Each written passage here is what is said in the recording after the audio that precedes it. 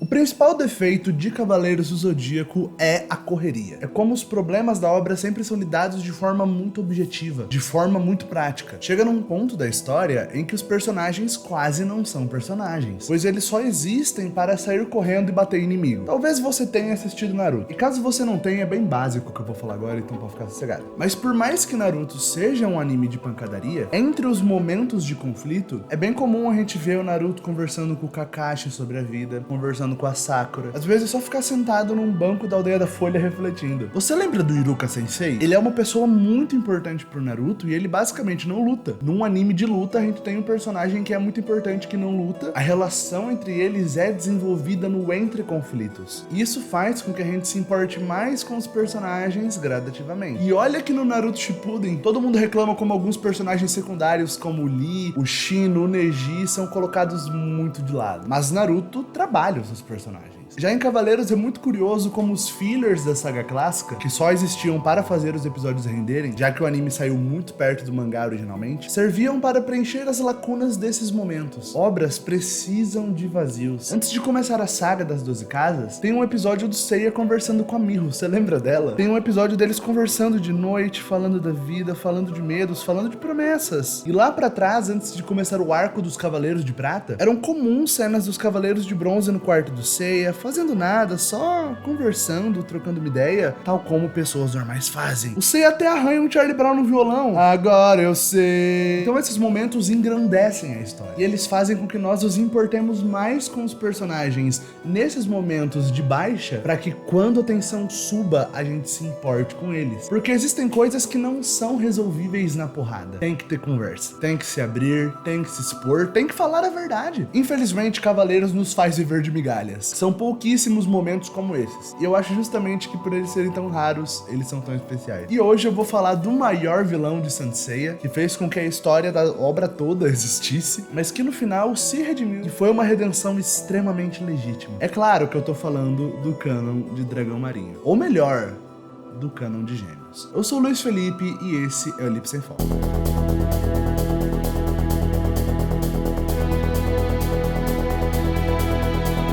Esse vídeo é uma continuação do meu vídeo sobre a melhor cena do Wicked Phoenix, que tá aqui em cima. Essa minha série de Cavaleiros é um pouco esquema de pirâmide. Eu sempre recomendo que você assista todos os vídeos dessa série, porque a ótica, a forma como eu olho pra Cavaleiros é a mesma. E o meu objetivo é, ao longo de uma série de vídeos, cobrir a história de Cavaleiros como um todo. Pra essa série ser até mesmo uma porta de entrada pra alguém que tem vontade de saber a história de Cavaleiros, mas que tem preguiça pra sentar pra assistir um anime que já datou bastante, sabe? A constelação de Gêmeos, como eu comentei anteriormente, é uma constelação que traz o seu fardo próprio, amarrando a vida de dois gêmeos à tragédia basicamente inevitável. Enquanto Saga era uma pessoa justa, correta e que lutava pelo bem, Kanon era uma pessoa egoísta, cruel e desprezível. É bem impressionante o quão básico e desinteressante o Kanon é. Nos flashbacks que nós o vemos contracenando com Saga, após tentar Saga com a ideia de assassinar Athena quando ela ainda era um bebê, Saga o prendeu na prisão do Cabo Sunion e deixou seu irmão lá para morrer com a maré que subia. Mas o cosmo acalentador da deusa Athena protegia Kanon da morte. Kanon então conseguiu escapar dali, encontrou o templo submarino do deus Poseidon e basicamente orquestrou a volta do deus dos mares para enfrentar Athena, além de se autopromover ao cargo de dragão marinho. Os Cavaleiros de Bronze vão até o templo submarino de Poseidon, eles caem na porrada, eles derrotam Poseidon, e Kanon, que acreditava que ele usaria Poseidon para governar o planeta, vê seus planos frustrados diante da jovem reencarnação da deusa Athena, que o perdoa.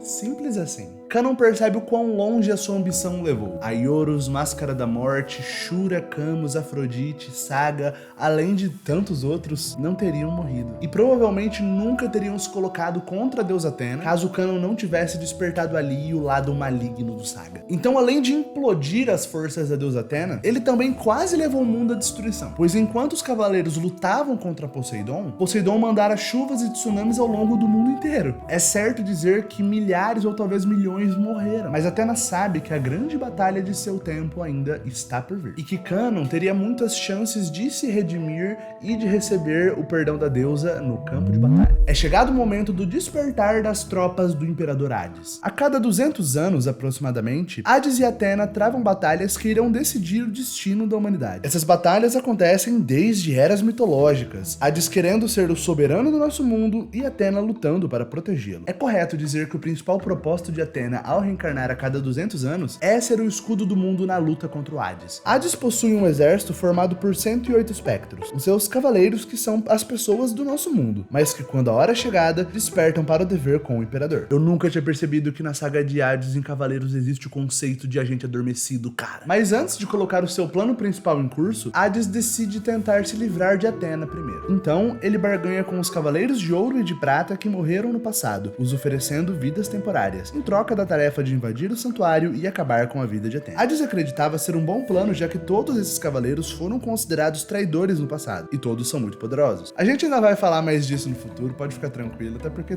todo mundo meio que concorda que esse é o melhor arco de cavaleiro. Então os Cavaleiros de Ouro renegados iniciam a invasão do santuário. Eles têm 12 horas para chegar até o final e matar Atena. 12 horas, pois este é o tempo de vida que Hades concedeu aos Cavaleiros renegados. E esse é um momento bem complicado, bem formulaico por parte do Kurumada na forma como ele escreve Cavaleiros, pois de novo nós temos Cavaleiros escalando as benditas 12 casas. Realmente dá a sensação que o Kurumada não sabe fazer outra coisa. A repetição da estrutura é uma coisa que incomoda muito, porque toda a série, depois da primeira saga das 12 casas, se baseia em o tempo tá acabando, inimigos em linha reta, sai correndo batendo em inimigo antes que dê ruim. É justamente o que eu falei no começo de não haver respiros, não haver vazios na obra. Mas então os Cavaleiros de Ouro que sobraram se colocam de frente aos invasores, e quando Saga, Camus e Shura chegam na Casa de Gêmeos, Saga encontra algo muito inesperado. Alguém estava guardando a Casa de Gêmeos, o que não fazia nenhum sentido. Saga percebe que se tratava de uma ilusão, e que a armadura estava sendo controlada à distância, na mesma forma que o Saga faz lá na saga clássica em que o Shun enfrenta a armadura de Gêmeos. Nesse momento, quem estava controlando a armadura era Canon, que estava no final do santuário ao lado de Atena. Saga não acredita quando vê o seu irmão lutando ao lado de Atena. Ele pensa que era uma piada de mau gosto. Lembre-se que a última vez que o Saga viu Canon foi quando ele o prendeu para morrer na prisão do Cabo Sunion. O Saga precisou morrer e nascer de novo para ver o seu irmão lutar do lado do bem. É claro que controlando a armadura de Gêmeos à distância, o Canon não consegue segurar o Saga por muito tempo. Mas nós vemos Saga não contendo a emoção de saber que seu irmão se tornara uma boa pessoa, de saber que ele havia se livrado das correntes trágicas da constelação de Gêmeos. Canon,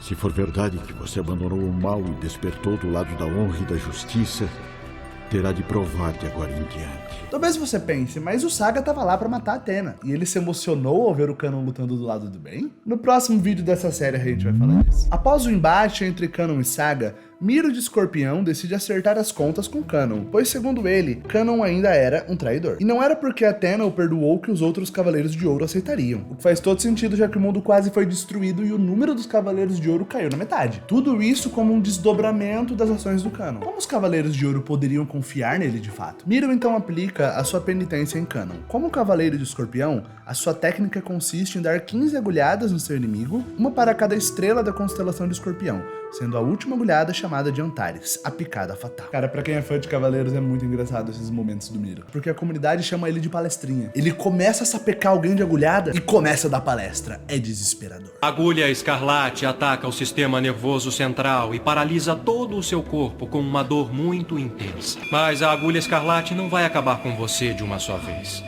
Renda-se ou então morrerá. Eu vou dar tempo pra você pensar nisso enquanto você recebe 15 golpes. O que mata não são as agulhadas, o que mata é a palestra. Vocês sabem que a agulha escarlate é uma técnica misericordiosa que dá tempo ao inimigo escolher enquanto eu lanço as 15 agulhas. O que Miro queria fazer era levar Canon até o seu limite. Ele sabia que Canon possuía uma força equiparável à de Saga, e que em um combate real, se o Canon chamasse a armadura de Gêmeos e lutasse de igual para igual contra Miro, Miro provavelmente perderia. Mas se Canon realmente queria se provar digno do respeito dos Cavaleiros de Ouro e mostrar que ele não era mais uma ameaça, ele deveria receber a punição do Escorpião até o fim. Então, na hora de receber a 15ª agulhada, a chamada Antares, que certamente o mataria, Canon se mantém de pé e de peito aberto diante de Miro e pede que ele o faça. Miro então o golpeia, mas Canon não morre. Existe uma técnica na agulha escarlate de Miro que, acertando um ponto específico, ele consegue interromper imediatamente todo o sangramento que a pessoa estiver sofrendo, colocando um fim na dor. Eu sei que isso não faz nenhum sentido, mas entenda, é lúdico. Não é pra fazer sentido, é pra ser lúdico. Então a gente chega num momento que me emociona muito. Miro se despede de Atena e quando estava de saída do templo, Canon diz a ele: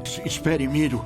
Eu não entendo como você não se preocupa em deixar Athena sós com um inimigo como eu. Miro poderia ter matado Kanon na última agulhada, mas ter recebido todos os ataques de peito aberto mostrou a Miro como Kanon realmente quer ser aceito pelos Cavaleiros de Ouro, quer ser aceito por Athena, e como ele realmente se arrepende de tudo que ele fez, e que irá fazer o que ele puder para compensar daqui pra frente. Então Miro reconhece Kanon como um Cavaleiro de Ouro legítimo. Já não existe inimigo algum aqui. Não há ninguém aqui além de um companheiro. Trata-se de Kanon de Gêmeos, ou seja, um Cavaleiro de Ouro. Miro...